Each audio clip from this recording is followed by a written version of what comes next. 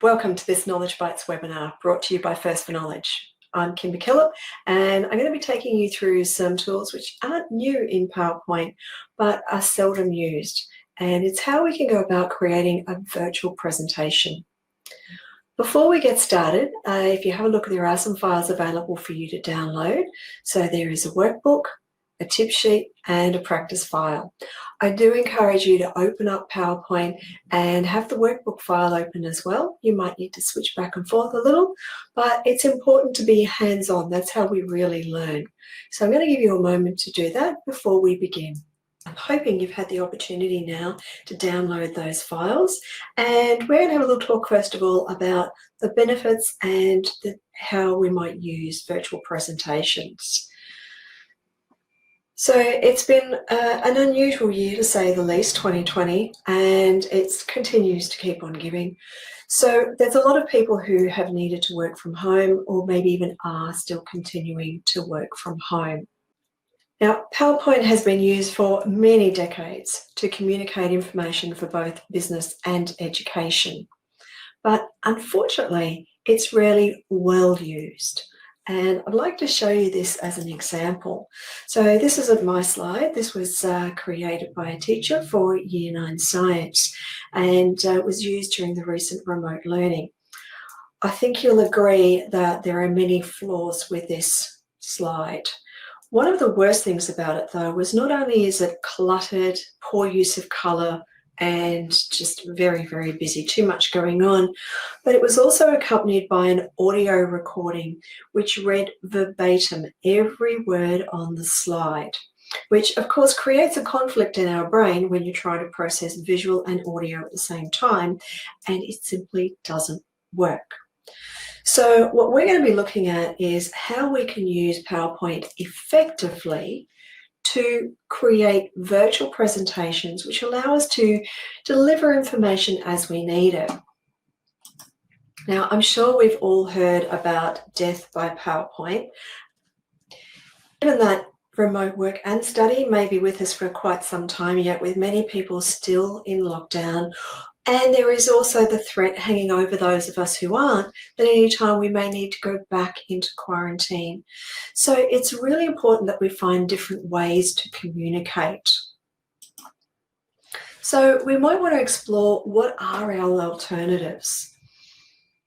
I'm sure you've experienced Zoom calls or video calls. I know some people who spend their entire day in back-to-back Zoom calls.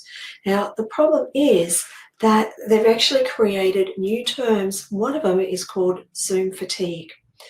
So it takes extra mental energy to pay attention during a video call and looking for those emotional cues.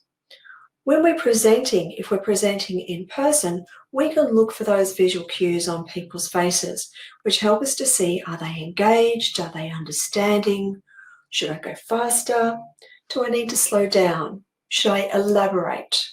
Maybe I could skip this bit. So we have all of those options when we're presenting live, but when we're on a video call, we don't have those options. We also are all open now to distractions and interruptions. So whether it's the kids, your pets, traffic noise, there's a lot going on.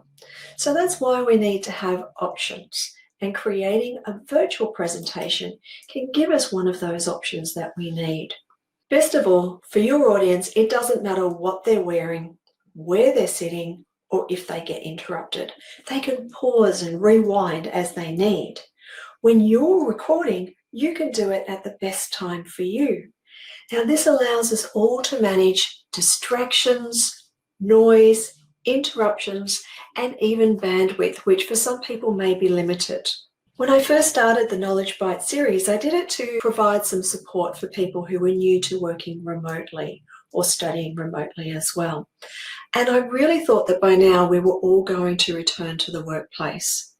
But that's not happened, and there's every indication that for some people that will never happen. I'm already hearing of many businesses who made the decision to remain working remotely.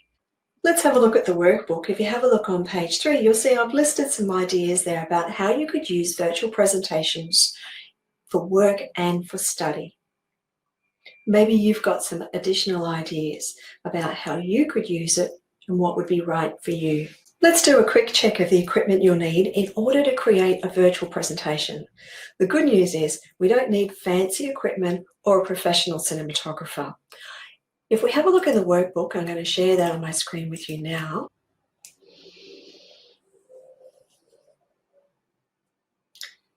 So you'll see that in the workbook, I've given you some information about the equipment that you need and how to best set up your environment for doing the recording.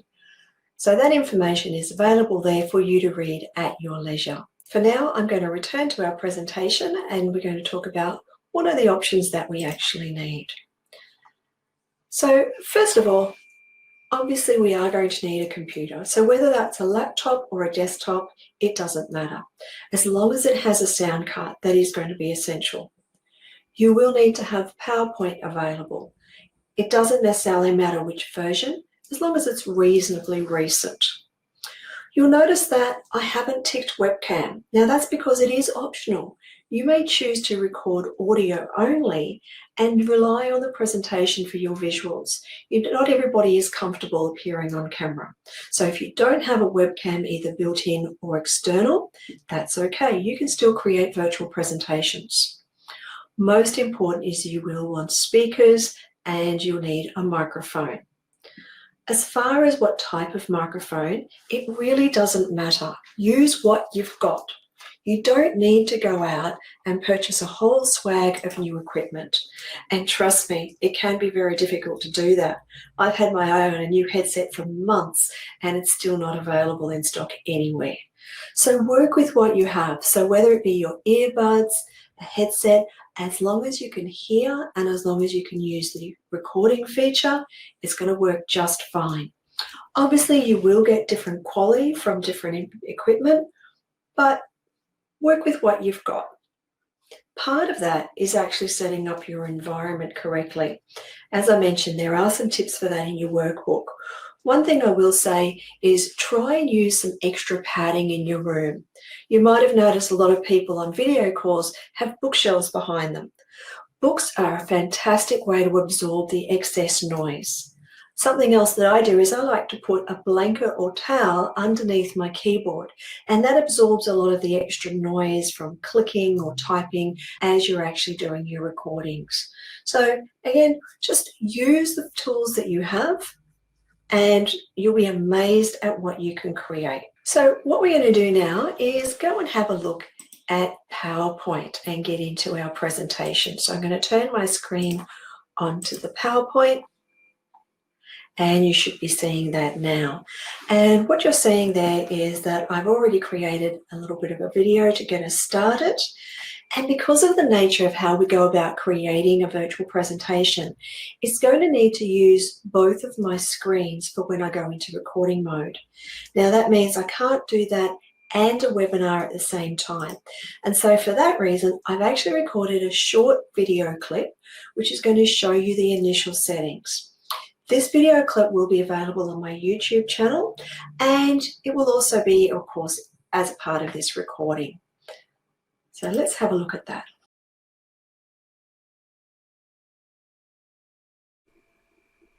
First, you need to create your PowerPoint presentation. Make sure you've spell checked it, added any transitions that you want, and it can be a good idea to create your script in the notes pane at the bottom. So having done all that, I'm ready to turn this into a virtual presentation. Let's have a look at where the tools are. So depending on the version of PowerPoint you're using, you may have a recording ribbon tab available. And on here, you'll find the Record Slideshow button. If you don't have that ribbon, that's okay. Come to the Slideshow ribbon tab and you'll see the exact same button is around about halfway along. When we click on that button, you can see we have the option to record from the current slide or from the beginning. If you've already attempted a recording and it didn't work out, that's okay. You can come here and you can clear any recordings. I'm going to go for recording from the beginning. So I select that button and I'm now taken into record mode. Now that we're in recording mode, before I begin recording, I want to point out the different buttons for you. So in the top left-hand corner, we have record, stop and replay available. Across the middle, this is our notes area here, which we can turn on or off as we like. And once it's turned on, we can increase or decrease the size of the text as we need to.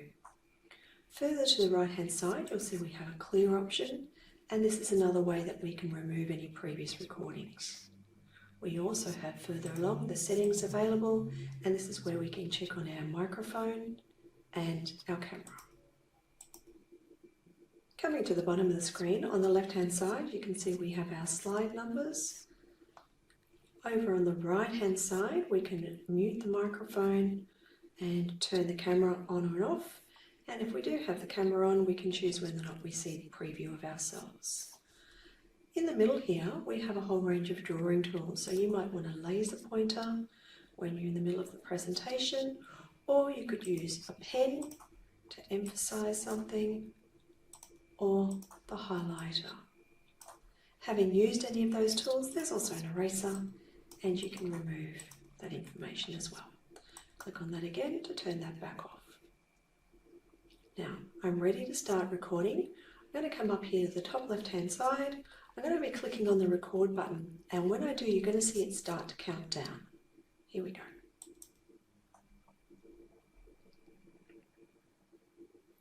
Thanks for joining me as we explore creating a virtual presentation. Having prepared your slides for your presentation, this is a good time to run a spell check, apply slide transitions, and plan a script. You may choose to write your script in the notes area or a separate location. I'm now going to stop recording, so I'm using the stop button up here. So I hope everybody found that helpful, and you can see just how easy it can be to get started with creating your own virtual presentations. So what I want to show you now is a little bit more detail about how you can then go and edit things. First, I want to remind you that that video clip is available on my YouTube channel, and if you like it, please give me a thumbs up and maybe subscribe. It will also remain as a part of this longer webinar, and you have the information also backed up on the tip sheet and in the workbook as well. So plenty of resources there to support you as you develop your virtual presentations. So now we're going to turn our attention to an already created presentation with some video in it and also inserting some sound bites. So I'm going to turn my camera off so we can focus on the PowerPoint. Now what you can see is here's a video that I've recorded earlier, and I've only recorded the very first part just for this one slide because I wanted to show you a few things.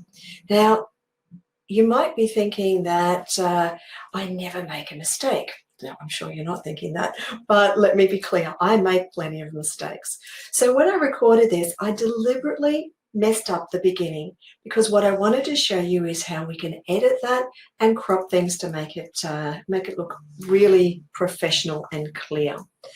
It's a great idea to crop the beginning and the end because what you can find is that you'll end up with that furtive little eye movement as you go, okay, I've finished now, I've got to hit that stop button.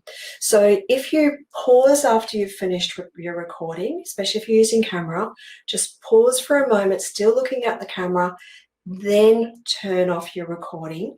That will then give you something to work with to edit that out. All right, so I'm going to show you how we do that. So first of all, I'm on the very first slide. As you can see, here is my video recording showing up in the bottom right-hand corner. I can actually move that around, and if I wanted to, I could even make that bigger, which I think I will just for the moment because it'll make it easy for you to see. You can see we've got the playing symbols down at the bottom here, but what's most important is that once I've selected the video clip, you can see up across the top of my ribbon tabs, I have available video format and playback. So I'm going to go to the playback ribbon tab first, and what you'll see in about a quarter of the way along is we have the option to trim the video. So I'm going to click on that. Now as I go to trim the video, first thing I'm going to do is to play it. That's where you get to see the arrows.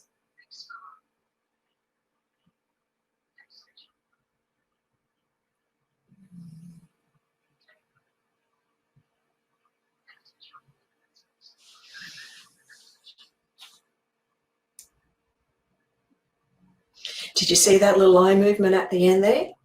Fairly subtle on this occasion, but it's still good we can edit that out. So what you'll notice is that I actually said take 3. Now I will often use that term, I'll do a take, or I might just say go again. And that gives me something that I can use for when I'm looking for my edit point. You'll also be able to tell by the expressions on my face. So what I'm going to do now is come to the video. You can see we have a green bar at the beginning here, and I'm going to start dragging that over. Now, it might be a little small for you to see, but we can also see where the sound comes in as opposed to where it's silent. So that can also help me to identify where is the right place to start.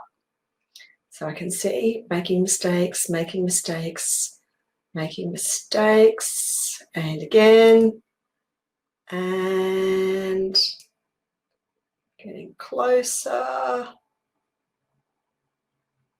Okay. Getting a bit sleepy. Oop. Tiny bit more. Let's try from there.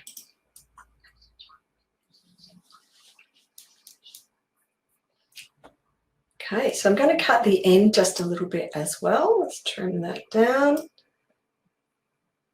Check that one more time.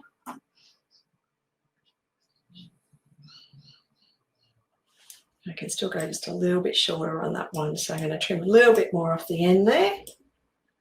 So just dragging the red bar. So by dragging the green bars and then the red bar, then what you can do is click on OK, and you can see I've cut that down to about half of what it originally was. So I click on OK, and now I'm going to move that down into position. I'll make it smaller again. And here's one more thing that can be helpful to make things just that little bit more interesting. I'm going to go to the video format tab. Now, along here, you're going to see that there's a gallery. And what I can choose to do is to make that frame look a little bit more interesting. So I could do something like that, which makes me look like I'm in a laptop screen. Or clicking back on there again. Another option is I can go for a poster frame and bring things in. I could even tint the color if I wanted to. That looks a little bit strange, but I don't mind a bit of black and white sometimes. So I'm going to leave that alone, but I might just change that frame one more time just so you can see, makes things just that little bit more interesting. So if we play that video now, let's have a little look.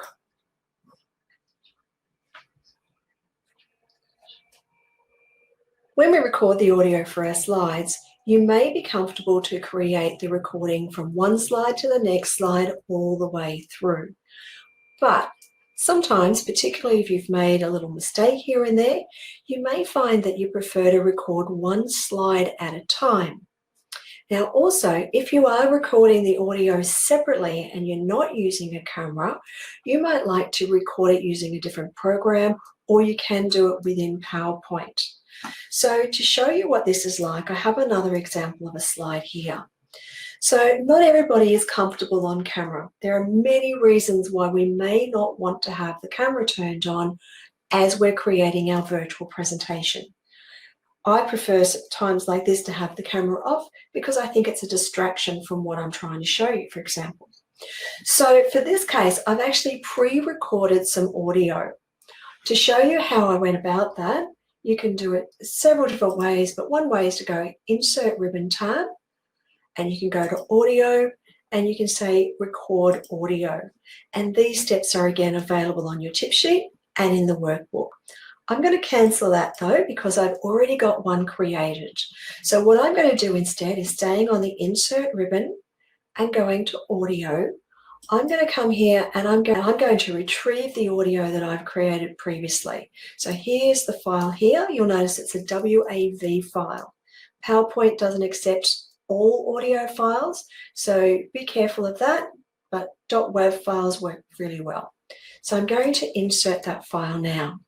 So what you can see is that now gives me the little speaker showing on the screen, which lets me know that I've put the audio on this slide. One option is that having inserted your audio, you might go to the audio format or playback ribbons to do your manipulations there. And what some people like to do is they like to hide during the show so it doesn't come up. What I like to do instead though is I will often drag it off to the side. Now that means it's not going to show in the presentation, and I know which audio belongs with which graphic, because sometimes I will put multiple audio files onto the one slide, and I'll show an example of that in a little while. Really easy to pre-record those little snippets and then save them, insert them into your presentation at the appropriate point. By dragging it off the slide, I can see it's there. If I have multiple audio clips, I can associate them with different graphics, which I might like to bring in with my transitions. Next thing we want to make sure is, how is it set up to play? So one of the things we got is up the top here, I'm on the playback ribbon tab, and you can see there it is there, start in, and it's currently in click sequence. Now that would mean that if I was clicking through the presentation, that's when it would come up. I'm going to tell it to come up automatically. So after the slide appears, the audio will start automatically, which is generally what we want when we're creating a virtual presentation. So I have that now set up. Coming to my next slide. Now here's an example of having multiple graphics with multiple audio clips, and these will be available on your practice version, and I've put them there so you get an idea of the sound quality from different equipment, and it might help you make the right choice for yours. What I'd like to have happen is I want for this graphic and that audio to come in at the same time and play. So one of the things that I can do is select those two items. I'm going to come along to my animations area, and I'm going to ask that to fade in. Now, because that audio is showing there, I'm not actually going to want that on the screen when I play it. So this is where I would typically move that down below. Let's make that a little smaller.